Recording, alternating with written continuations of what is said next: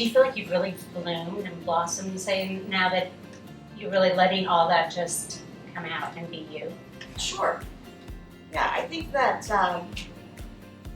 you know, I'm in my 40s now, and it took a while to get here. I feel like a lot of my skills and my ability to have a voice as a business owner, as a woman, is only getting stronger. You know, I think that in this society we hear a lot about the young success stories because they're the most exciting ones. You know, kids that make it at like 18 and Kylie Jenner's. That's an anomaly. Most people take a good 10, 20, 30 years to marinate and finally like embrace everything that life has to offer. And I'm definitely an example of that. And I tell that to kids all the time because I work with students on a regular basis. We have a bunch of interns at Pattern.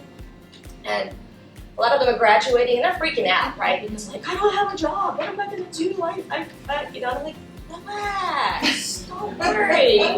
It's going to take time. Nobody expects you to figure it out this early. The more you panic, the more you're going to make the wrong decision. Just embrace the process because you're just at the very beginning of this journey. Don't think you're going to have like your millions made in 5 years. It's not going to happen.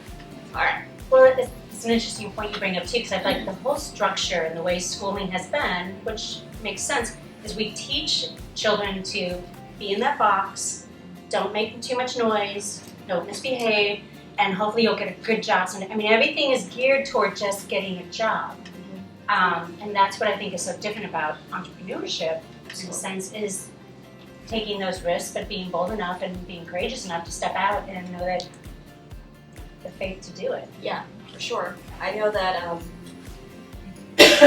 it's pretty ironic because I do live in Carmel. My kids go to the Carmel Play School system, which is wonderful, and free, which is nice. But in second grade, they were already talking to them about college.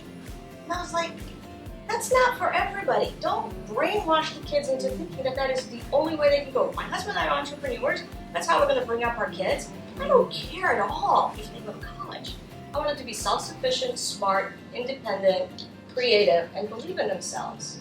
And yeah, I think that getting that K through 10, 12 education at a, I guess, high-impact schooling system is really important. But beyond that, I mean, unless they want to do something really, really specific, like be a physician or an attorney, I'm discouraging it, like actively discouraging. In fact, my daughter had a little friend over for a play date when they were in third grade, and this girl started talking to her about college. I was like, yeah, what? And my daughter goes, oh, I'm not going to college. And the girl was just like, just didn't know what to say. I kind of laughed. Like, oh man, I'm like the weird parent in the group. Yeah, and whatever choice people may have, go to college, not go to college, I think the point is, and I'm sure you would agree too, is that it's all about still being educated. You know, and I think that's why I really especially applaud all of you for being in places like this today and other places similar, is that learning is a lifelong process. Absolutely. You know, and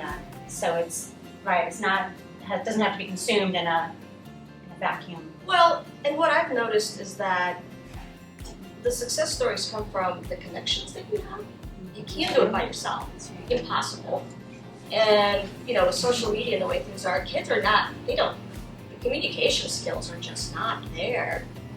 You gotta teach them that. You gotta teach them the connection, you know, the importance of connecting. And so, yeah, groups like this are fantastic. Pattern has a great, our group is like 1,500 members of people who like love fashion and design and are creative, and it's wonderful bringing people together because there's not just education but great relationships built and partnerships formed and a lot of creativity that happens and innovation and just the whole serendipitous mingling and mixing.